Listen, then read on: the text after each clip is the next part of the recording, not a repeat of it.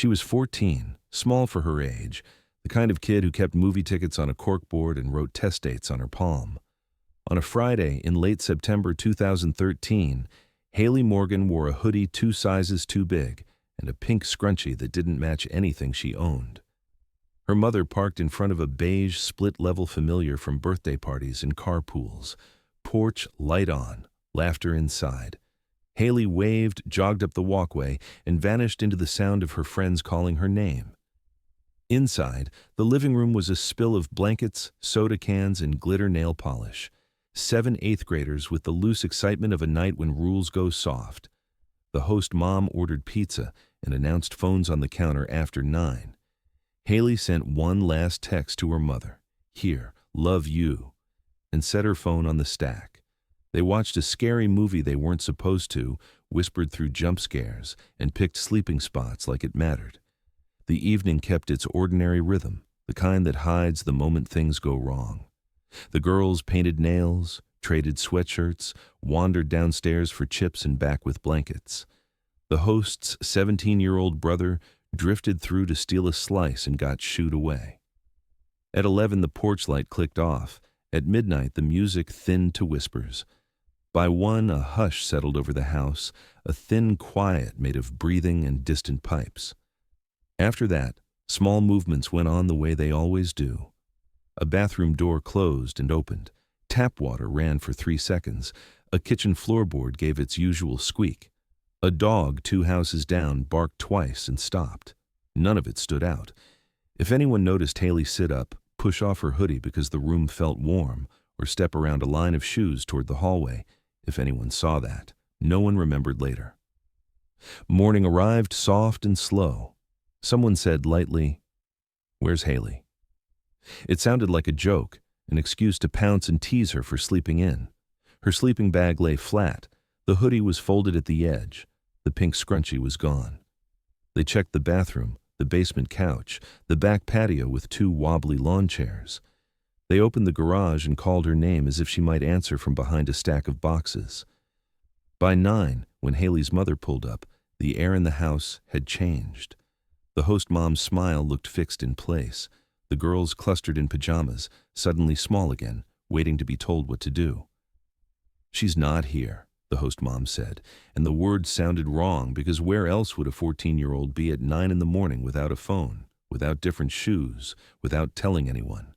The host mom called 911 while Haley's mother stepped into the living room and stared at the flattened sleeping bag like it might offer an answer. Patrol arrived before 10, then a detective with a spiral notebook he would later fill edge to edge. Voices stayed level, as if calm could bend the day back into shape. They asked about boyfriends, arguments, secrets. They asked for a recent photo. Officers moved through the house in pairs, opening closets, checking under beds, peering behind the washer where lost socks went. A K-9 unit circled the yard and the street. The dog pulled once toward the side gate, lost the scent at the driveway, and shook off like it had walked through cobwebs. Neighbors were home because it was Saturday. They stood at windows or pretended to water plants. Police knocked and took statements on porches that still smelled like last night's rain. No one had seen a girl after midnight. A delivery driver remembered the porch light being off. The older couple across the street heard giggling around 11 and quiet after that. A camera over a garage 2 doors down gave police 30 minutes of grainy night. A cat, a raccoon, a porch flag twitching, no girl moving through the frame. Inside, detectives asked about routine. Did anyone take out trash after midnight? Did anyone crack a window for air? Did anyone unlock a door? The host mom kept shaking her head until it looked like she was saying no to the entire situation. The girls tried to help, and their memories fell apart under pressure. One swore Haley was still in her sleeping bag when the movie ended. Another thought she saw Haley on the stairs texting, which couldn't be right because the phones were on the counter. A third remembered a hallway creak around 2, but she wasn't sure it wasn't the movie. By afternoon, the search expanded in careful rings. Volunteers stapled flyers to light poles. Officers walked the creek path behind the subdivision, calling her name even though they knew a kid who wanted to disappear wouldn't answer and a kid who couldn't wouldn't hear. They opened shed doors and apologized for muddy footprints. A helicopter circled once and left. Reporters showed up, and someone who had known Haley since kindergarten used the word sweet 3 times into a microphone that shook in her hand. The easy explanations were the first to go. She hadn't run away. There were no messages about meeting a boy, no prints in the dew, no quiet door between 1 and 5. Her phone sat where she left it, lighting with calls no one could return. Her shoes were where she kicked them, toes pointed toward each other as if they were talking. By evening, the detective's notes were a grid of times and names with a box drawn around one word he underlined twice. Inside. Night came with the porch light turned back on, and the place that held birthday candles and spilled soda turned into a map of places she wasn't. Parents on the block checked locks twice. Haley's mother sat at the kitchen table with a photo of her daughter and a list of names to re-interview. The question that should have been impossible started to feel like the only one left. How does a girl vanish from a house where 7 others slept within arm's reach? And what did everyone overlook during the hours when the house was quiet and the floorboards sometimes shifted on their own? The second day of Haley's disappearance began with interviews that felt more like puzzles than recollections. Detectives sat each girl from the slumber party at the dining room table one by one, asking them to walk through the night again. The stories tangled almost immediately. One girl said she woke up around 2 to use the bathroom and saw Haley headed in the same direction, but when she came back the hallway was empty and the sleeping bag lay untouched. Another swore she saw Haley curled up at dawn, arm draped over the edge of her blanket, and couldn't believe she wasn't there when morning finally settled in. A third remembered hearing whispering near the kitchen sometime in the night, though she admitted it could have been a dream. Each account chipped at the edges of certainty, leaving detectives with timelines that overlapped but never fit. The host parents gave their version too. They insisted the front door never opened. The lock was stiff and noisy, and they would have heard it. They said they checked on the girls before going to bed themselves, saw them all lined in a row, and trusted the quiet that followed. Their teenage son denied noticing anything, though detectives marked the detail that he came home late from a friend's house that night. No one's answers matched neatly. No one's version felt firm enough to stand on. By Monday morning, rumors ran faster than facts. At school, students whispered in bathrooms and at lockers. Some said Haley had been secretly dating an older boy and had slipped out to meet him. Others pointed to tension between her and one of the girls at the party, a fight weeks earlier about stolen makeup or a broken friendship bracelet. Social media accounts lit up with theories, some cruel, some desperate, most completely baseless. For detectives, the noise made it harder to separate what was real from what was just fear reshaped into stories. Search teams expanded their perimeter. Officers and volunteers walked through the woods behind the neighborhood, crunching over wet leaves, calling her name. They searched drainage ditches, creeks, and empty lots. A bloodhound tracked her scent as far as the side gate of the house, but then lost it near the driveway, just as the earlier canine had done. Beyond that point, it was as if she dissolved into air. Detectives knocked on doors across 3 blocks. Nobody remembered hearing a car engine or footsteps outside. No cameras on porches or garages showed movement. Each lead dropped into silence almost as soon as it surfaced. For Haley's parents, the confusion was its own cruelty. One version of the night meant she had walked away. Another meant she had been there at sunrise. Each meant something different about what could have happened, yet none carried enough weight to lean on. Her mother replayed the timeline over and over, calling out the contradictions, asking what made sense, what didn't. Her father stood in the background during interviews, jaw clenched, trying not to let anger make the questions sound like accusations. Detectives tried retracing the night in the house itself. They dimmed the lights, closed doors, asked the host family to show where each girl slept. They timed how long it would take to walk from the bathroom back to the living room. They checked windows for signs of tampering, doors for prints. Nothing explained how Haley could vanish in the space of a breath. Nothing explained how 6 kids could all be both right and wrong in their memories. By the end of the week, the trail had already started to cool.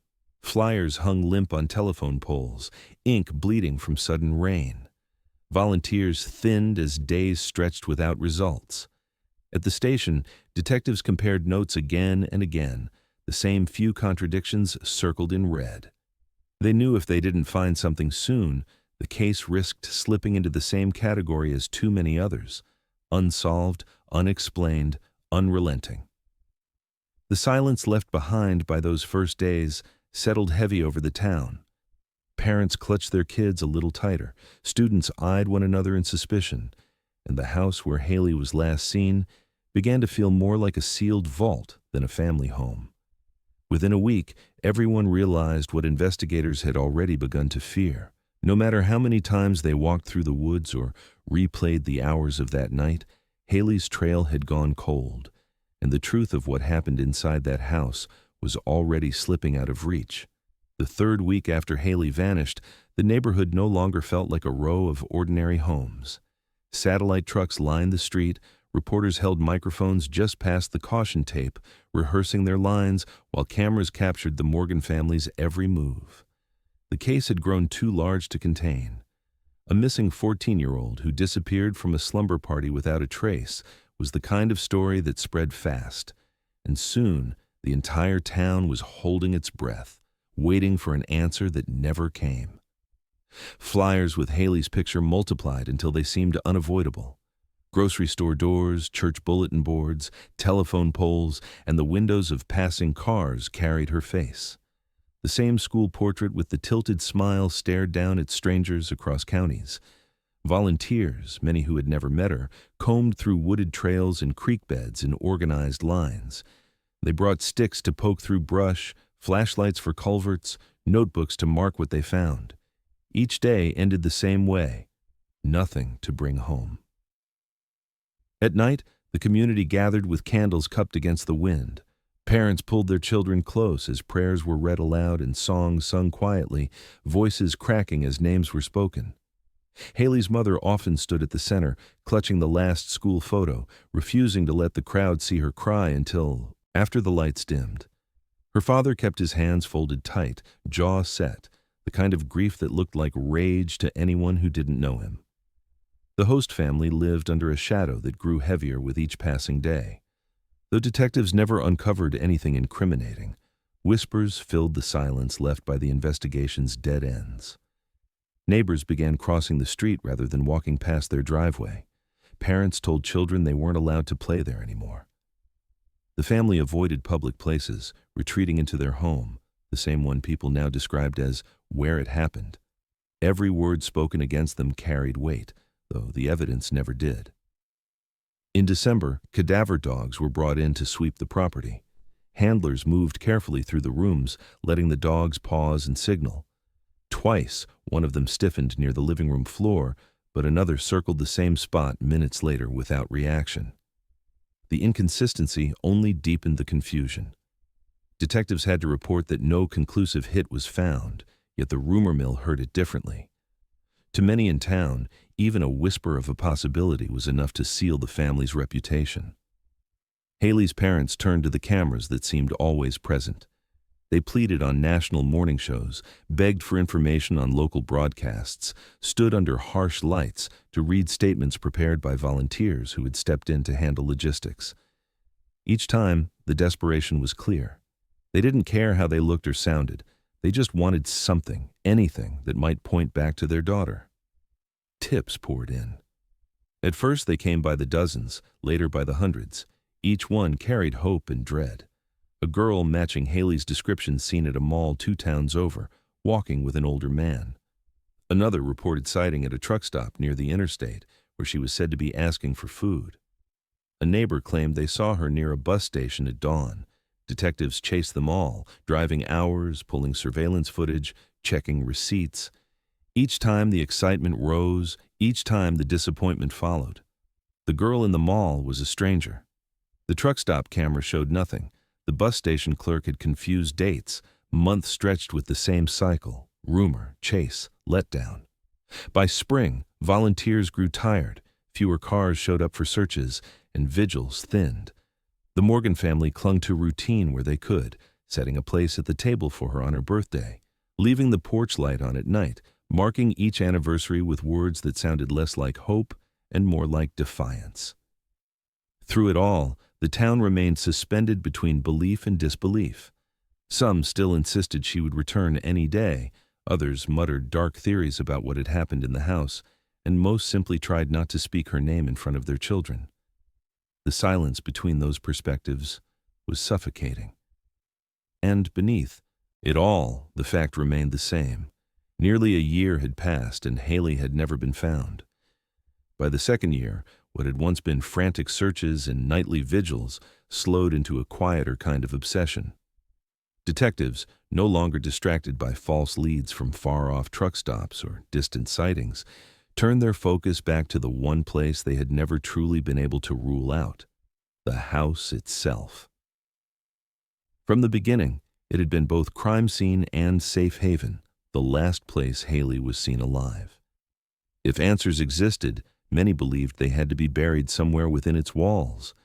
The property records showed a string of small renovations completed over the years. Nothing unusual for a family home, yet in a case where nothing made sense, even paint choices felt suspicious.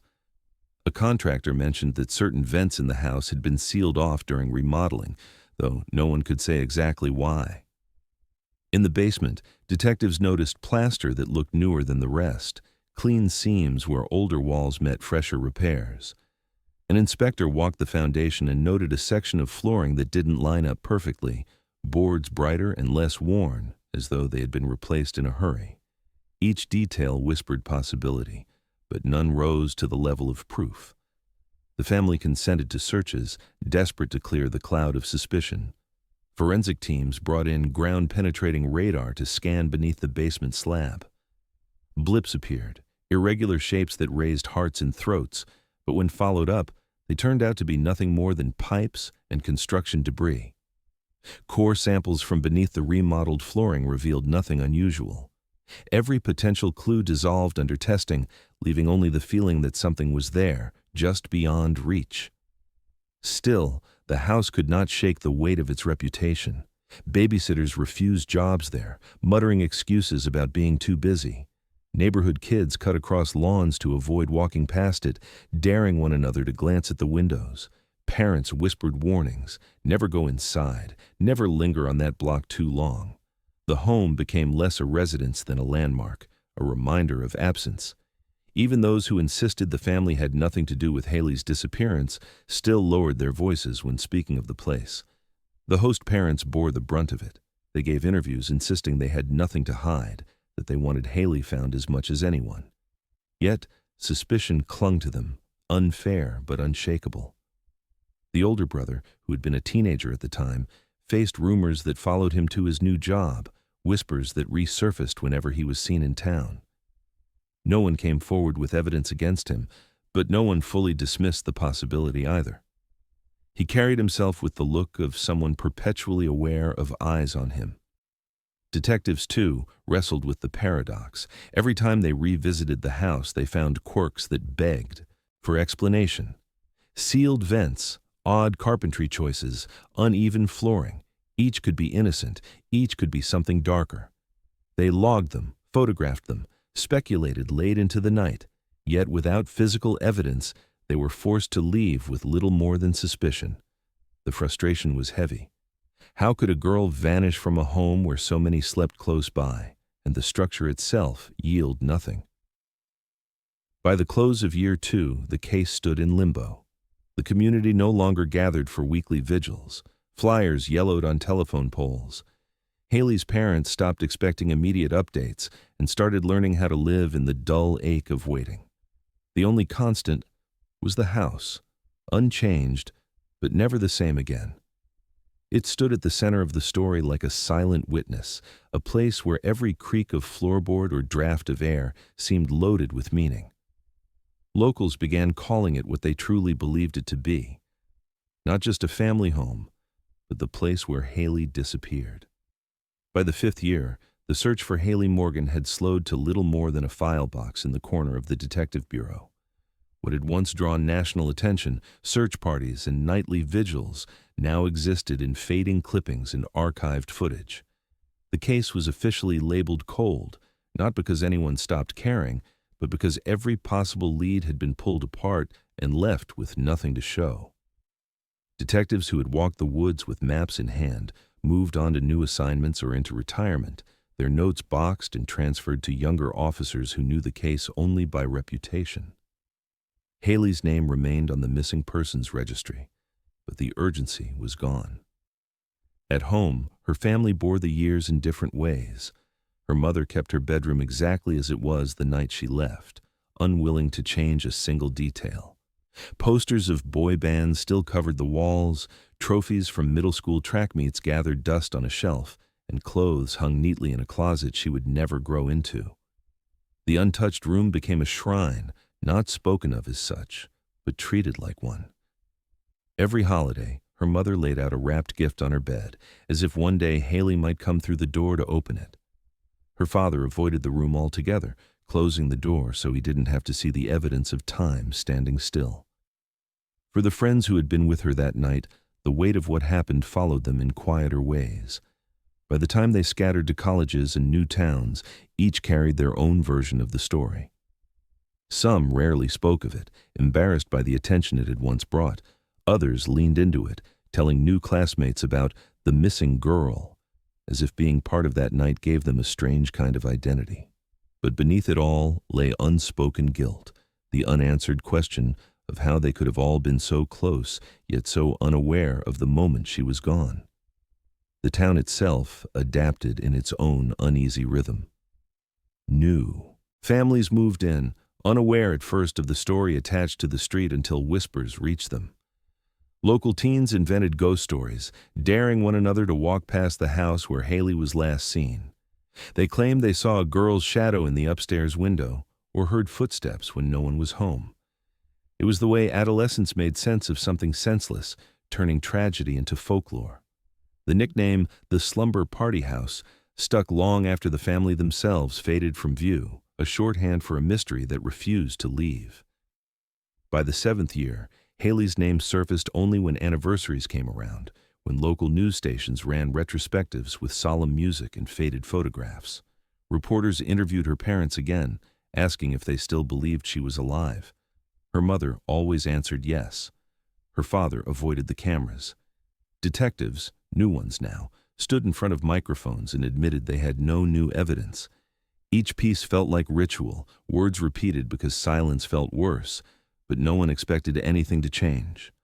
The files remained, gathering dust but never forgotten. Officers knew her case number by heart, but rarely pulled the binder unless asked. Each page inside told the same story over and over, a girl who vanished from a house full of people, no forced entry, no sign of struggle, no body ever found. What remained was absence, a space where answers should have been. And so the case settled into the kind of status no one wanted but everyone expected. Not solved, not forgotten. Just another unsolved disappearance, placed alongside others in binders across the state. Haley's face still stared out from the faded flyers that clung to corkboards in gas stations and grocery stores, but fewer and fewer people stopped to look. For most, the mystery became part of the town's landscape. One more story told in lowered voices, one more question left hanging in the air. 10 years after the night Haley Morgan vanished, the house that had been at the center of suspicion finally changed hands. The family that once lived there had long since moved away, unable to bear the looks, the whispers, the weight of living inside walls that carried more rumor than comfort. For a while the place sat empty, blinds drawn, grass growing high, until a young couple bought it in 2023. They knew its history, of course, everyone did, but they insisted to friends that a house couldn't hold blame, that all it needed was a fresh start. Renovations began within days of the sale. Contractors moved in, stripping wallpaper, knocking down outdated cabinets, and pulling up sections of worn carpet.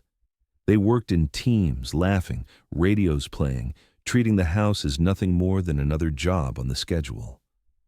At first, nothing seemed unusual, but in older homes, quirks are often revealed slowly. One worker complained about a draft on his legs while kneeling to install trim along the living room wall.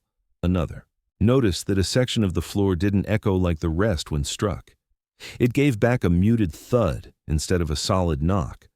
At first, They assumed it was bad subflooring. They marked it with chalk and moved on. As days passed, the strangeness lingered. The draft returned, curling from beneath the baseboards even when the air conditioner was off. Dust drifted up from a thin seam between two boards, fine and gray. When one worker leaned close, he swore he smelled something sour beneath the wood, faint but distinct, like damp air trapped for too long. He mentioned it casually, but it stuck with the crew. The next morning, the foreman decided they would investigate before continuing. They pried up the section of wood that had given them pause. Beneath the top layer was another set of boards, but these didn't match.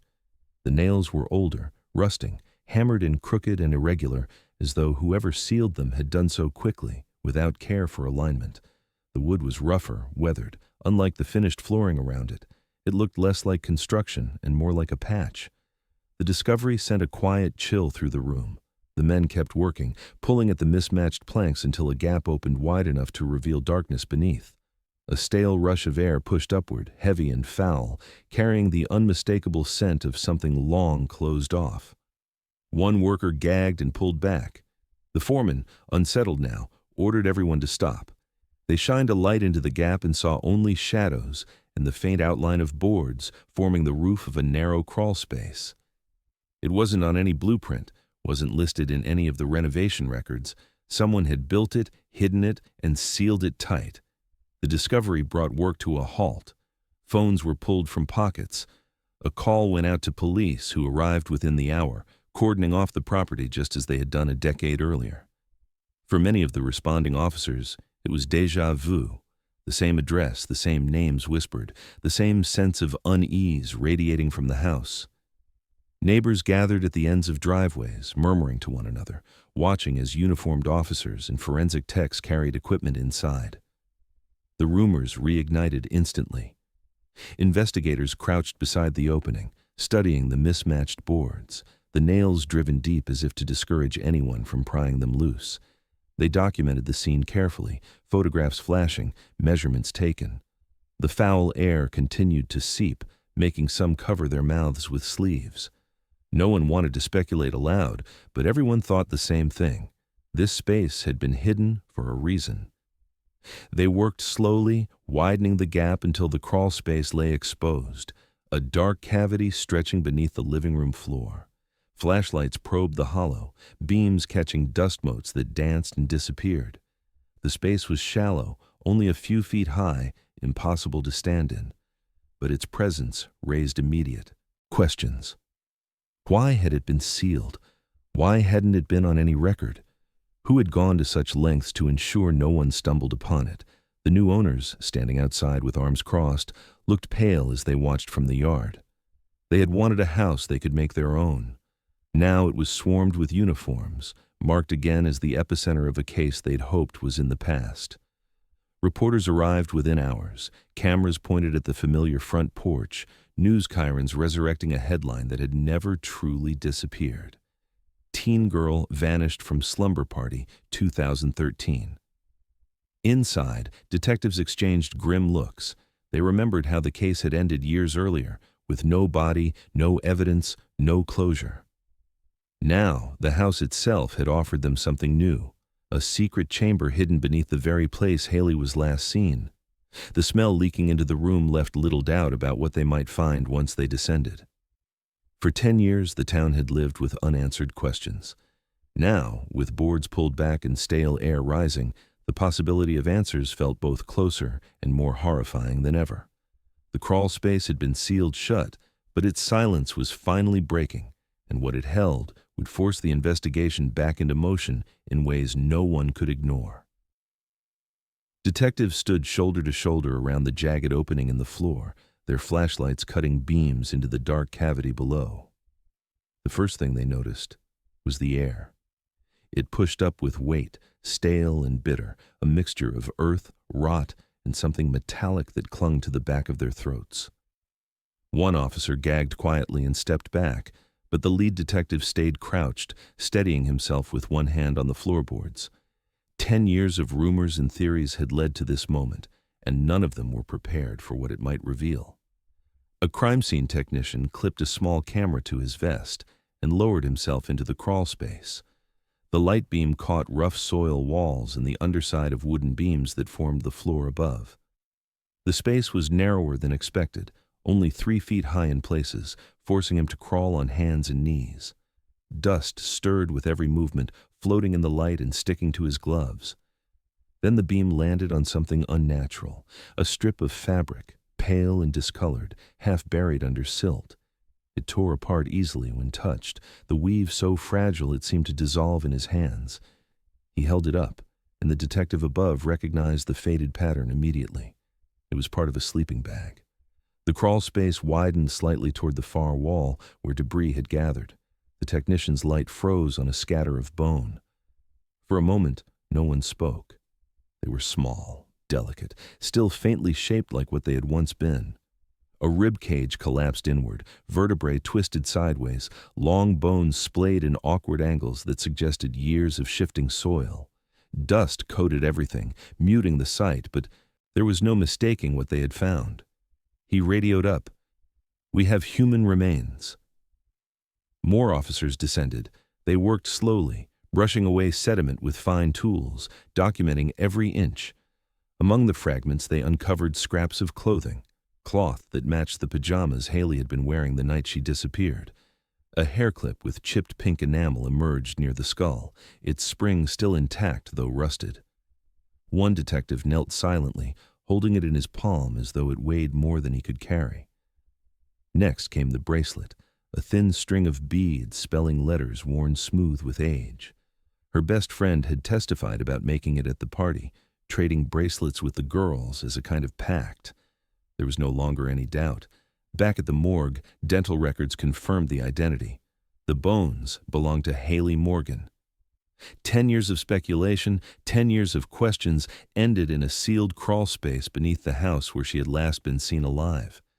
But confirmation brought no relief, only horror, because of what else the investigators found. When technicians shined their lights against the underside of the beams, faint grooves became visible. At first, they looked like natural scratches, wear from tools or rodents. But closer inspection revealed long, uneven lines carved into the wood, clustered where someone could have reached up with desperate hands. Fingernail fragments were embedded in the grooves, brittle and broken. It was the unmistakable signature of someone trying to claw their way out. Long strands of hair were caught in the dust and splinters near the same spot. They clung to the wood, tangled and matted, preserved by the dryness of the sealed space. Analysts gathered them carefully, but even before testing, everyone in the crawl space knew what they represented. Haley hadn't died instantly. She had been alive under the floor.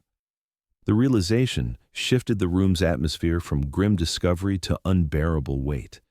Detectives exchanged looks that carried disbelief and anger. How long had she survived? Hours? A day? Was there a chance she had heard the footsteps of searchers above, voices calling her name just feet away? The thought was unbearable. For years, people had asked how a girl could vanish from inside a house full of friends. Now the question was crueler. How had she been trapped beneath them all, and how had no one noticed? Forensics measured the crawl space dimensions, photographed every inch of wood, every fragment of bone, every fiber of clothing. Evidence bags filled with samples of dust, hair, and splinters.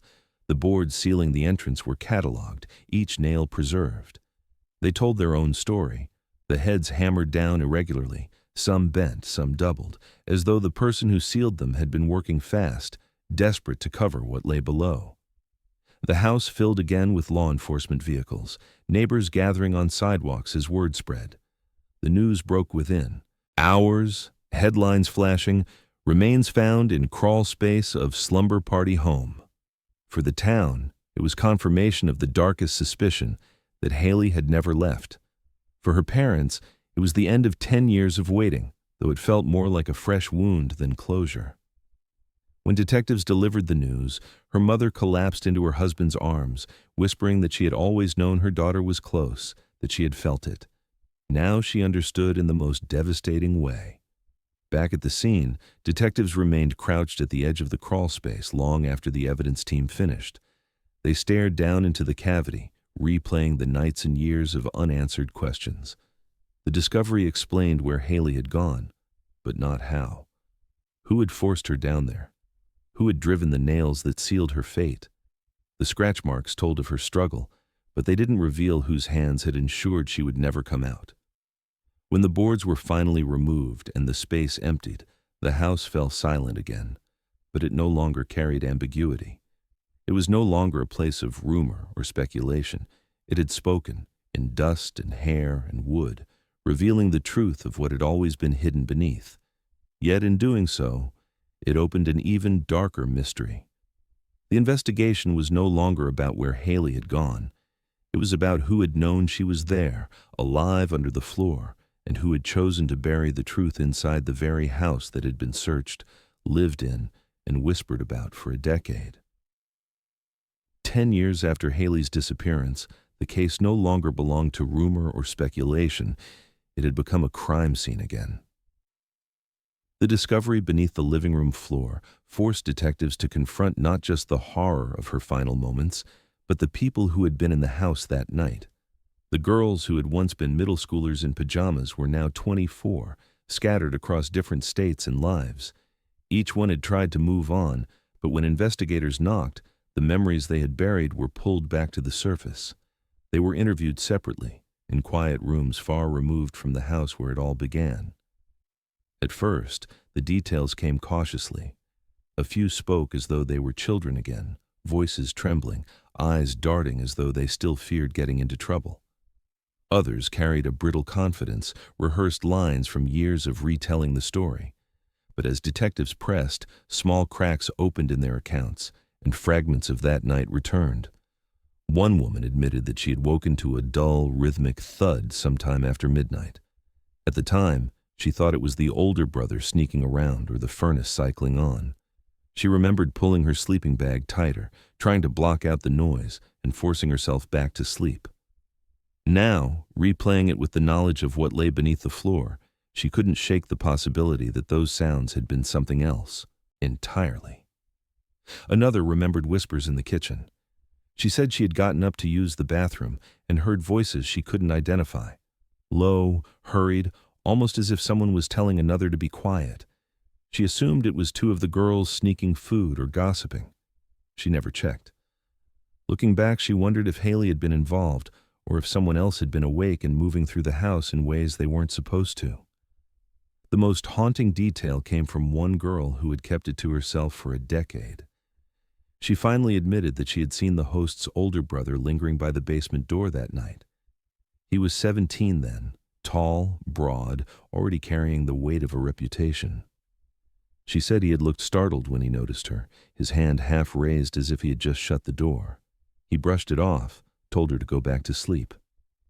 She had obeyed, but the image stayed locked in her memory, one she never shared with investigators because, at 14, she didn't want to accuse someone of something she couldn't explain. Now, with the crawl space exposed, she confessed it, her voice shaking as she realized what that silence might have cost. As detectives compiled the testimonies, old tensions resurfaced between the women. Some accused others of withholding details out of fear or loyalty. A few snapped at each other during group meetings, revisiting old conflicts about cliques, secrets, and jealousies. The past came alive again, not as the innocent memory of a sleepover, but as a fractured puzzle in which each of them carried a missing piece. They argued about who had heard what, who should have spoken up, who might have seen more than they admitted. The guilt was raw, sharpened by time. Investigators followed the trail back to the brother, whose name had always hovered around the case, but never anchored it. Records from his high school years revealed a pattern that hadn't seemed significant at the time. He had been reprimanded for aggressive behavior, an outburst at a teacher, a fistfight in the cafeteria, a string of warnings that ended with a brief suspension. Nothing rose to the level of criminal charges, but the pattern painted him as volatile, quick to anger, and capable of intimidation. At the time of Haley's disappearance, police had questioned him but never pressed hard.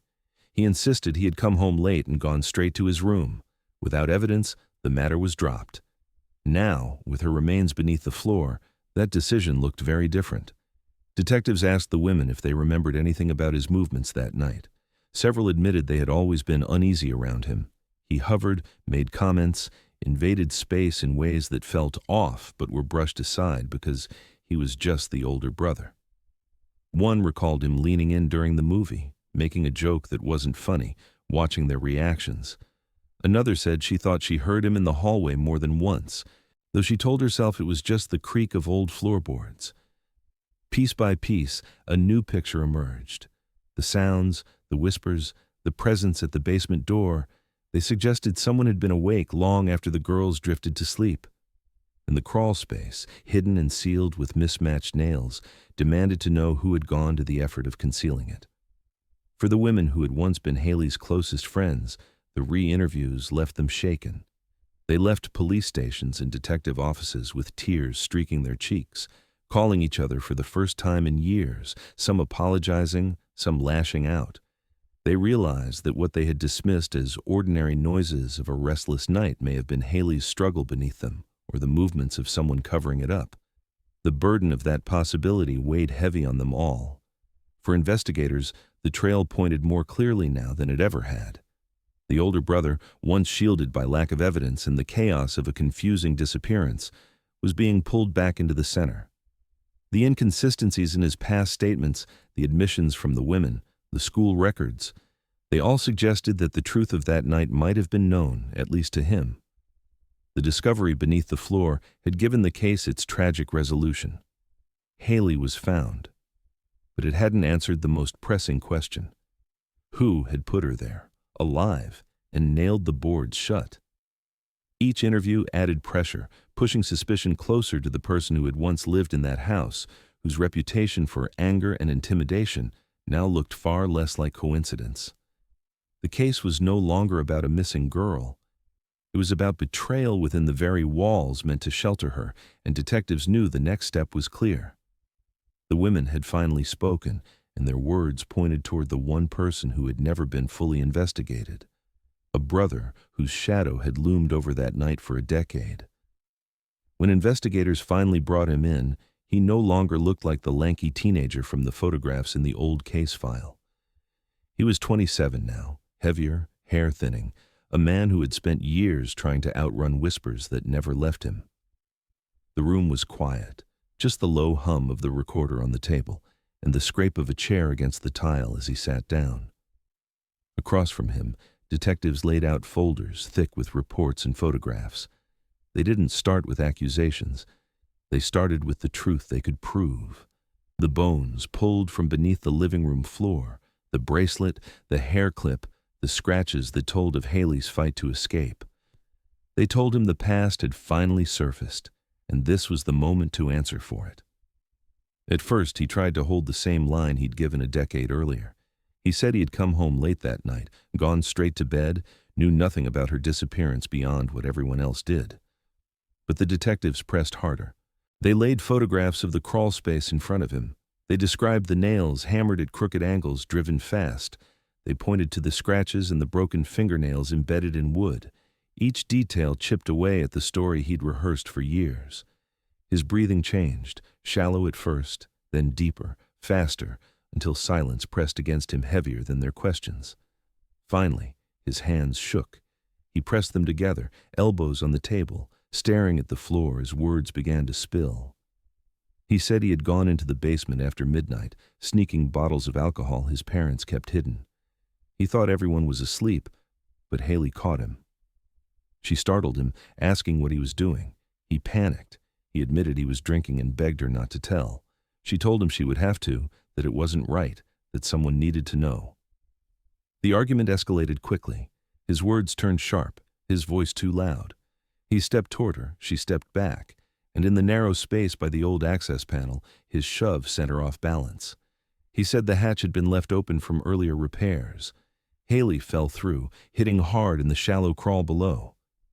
He froze, staring down at her. She wasn't moving. Terror gripped him, the kind that doesn't think in steps but in survival. He convinced himself she was dead, that the fall had killed her instantly. The thought of explaining, of confessing, of ruining his life over something he called an accident was too much. so he did what fear told him to do. He closed the panel. He found boards, nails, a hammer, and sealed it shut. Each strike of the hammer was an attempt to bury the problem before anyone noticed. He admitted he returned upstairs, forced himself into bed, and lay awake listening to the murmur of voices as the girls stirred in the early hours. He claimed he didn't hear anything from beneath the floor. He told himself there was nothing to hear. He said that when the search began, when the police arrived, when cadaver dogs circled and neighbors joined the hunt, he stayed silent. For days, weeks, then years. He thought he had hidden what happened well enough that no one would ever uncover it. But the detectives didn't let him stop there. They slid photographs of the scratch marks across the table. They explained that fingernail fragments were embedded in the wood, that long strands of hair were caught in the beams. They told him what the evidence said, that Haley hadn't died instantly, that she had woken in the dark, pressed against the earth, and tried to claw her way out, that while her friends slept above, she had been alive beneath them. The man stared at the photographs, his face breaking into something between horror and denial. He shook his head, muttering that it couldn't be true, that she hadn't moved when he looked, that she had been gone. But the scratches told otherwise. His voice cracked as he tried to justify his choices. He said he was scared, just a teenager who made a mistake. He said he thought he was protecting himself, that no one would have believed it was an accident. He admitted he heard rumors for years about the house, about Haley's disappearance, and every time he tried to silence them in his head, they grew louder. He confessed that he had considered telling the truth more than once, but by then the lie was too deep. He convinced himself it would never come out. The detectives listened, taking down every word. His confession was not clean. It was filled with excuses, moments of self-pity, desperate attempts to frame it as a single mistake instead of a choice that lasted a decade. But beneath it all was the truth. He had sealed her alive beneath the floor and left her there while the world searched outside. When the session ended, he was booked on charges that matched the horror of his actions: manslaughter, unlawful concealment of a body, obstruction. The weight of the scratches turned the case from a tragic accident to something darker, something unforgivable. News of the confession spread quickly. For Haley's parents, it was confirmation of what they had feared all along, that she hadn't vanished into the night, that she hadn't run away, that she had been right there, suffering while they begged for answers. Her mother wept when detectives told her, repeating that she should have heard something, that she should have known. Her father, silent as always, clenched his fists until his knuckles whitened, unable to speak through the rage.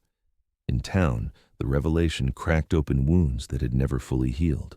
People remembered the search parties, the vigils, the way they had whispered about the family. Now, knowing the truth had been sealed beneath their feet, the betrayal felt communal. Parents who had once let their children roam the block freely admitted they would never trust their neighborhood the same way again. The house was no longer simply where Haley disappeared. It was where she had been trapped, where her final moments echoed in claw marks that no one could erase. Forensic teams photographed every inch, documenting the space as evidence before sealing it permanently. The new owners stood outside, devastated, realizing their home would forever be tied to a crime too haunting to ignore. In court filings, the brother's words were quoted exactly, each line of his confession preserved. He spoke of panic, of fear, of regret, but nothing he said could undo the scratches on the wood, the proof that Haley had been alive while he hammered nails above her.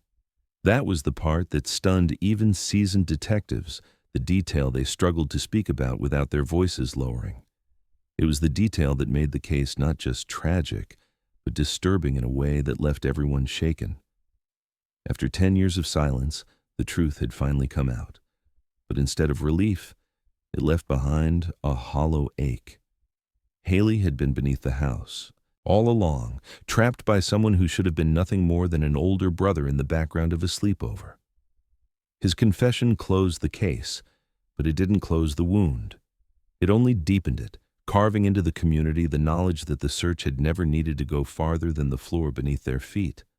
The trial did not last long. With the brother's confession, the forensic evidence from the crawl space, and the photographs of scratch marks and hair tangled in wood, there was little room for doubt. The courtroom sat heavy with silence as prosecutors described what had happened, how a frightened teenager sealed a girl beneath the floorboards and left her there, how her final moments were not instant but desperate, marked into the house itself. Each word landed like a weight, and every person in the room understood this was not only a trial, but a reckoning for 10 years of unanswered questions. Haley's parents sat through every hearing, faces pale with exhaustion.